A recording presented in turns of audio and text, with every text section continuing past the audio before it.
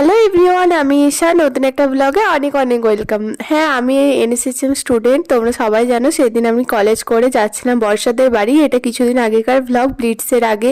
তো ব্লগটা শ্যুট করেছি, ভাবলাম তোমাদের সাথে শেয়ারই করা যাক। তো শুভম আমাদের নিতে চলে এসেছিলো। তো আর সাথে ছিল বর্ষার ভাই। বর্ষার ভাই এখানে কি বলছে তোমরা দেখো।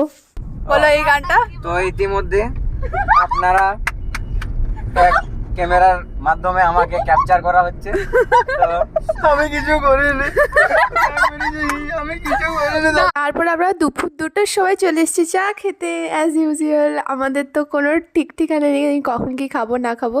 তো এখানে চা, ওরা চা খাচ্ছিল, আমরা কুরকুরে খাচ্ছিলাম, আর শুভম এখানে বকবক বকবক করে তারপর আমরা এখানে চাটা খেয়ে তারপর আবার গাড়িতে চেপে পড়লাম। এখান থেকে 2 ঘন্টা 3 ঘন্টা লেগেছিলো যেতে বাঁকুড়া। তো বাঁকুড়া স্টেশন থেকে বাস ধরে নিয়েছিলাম। তো যেতে যেতে মোটামুটি বিকেল হয়ে গেছিলো। গিয়েই খাওয়া দাওয়া করেছিলাম, রাস্তাতেও অনেক জায়গায় খাওয়া দাওয়া করেছি। বাসে চেপে আমার এরকম অবস্থা থেকে তোমরা অবাক হয়েও না। বাসে চাপলে আমি এরকমই করিনি, কারণ এত পলিউশন ছিল। আর সেই দিনে আমি শ্যাম্পু করেছিলাম, চুলটা আরও খারাপ হয়ে যেত, তাই আমি এরকমভাবে সেজে নিয়েছি। অনেকজন তো আমাকে মুসলিমই ভাবছিল। যাই হোক, আমি তো বাসে চেপে অ্যাজ ইউজুয়াল ঘুমিয়েছি।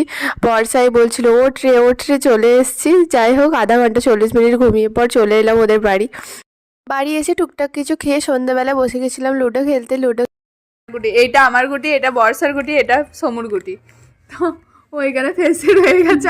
তো এরকম মজা আনন্দ করেই আজকের দিনটা কাটলো। দেখা হচ্ছে নেক্সট ব্লগে।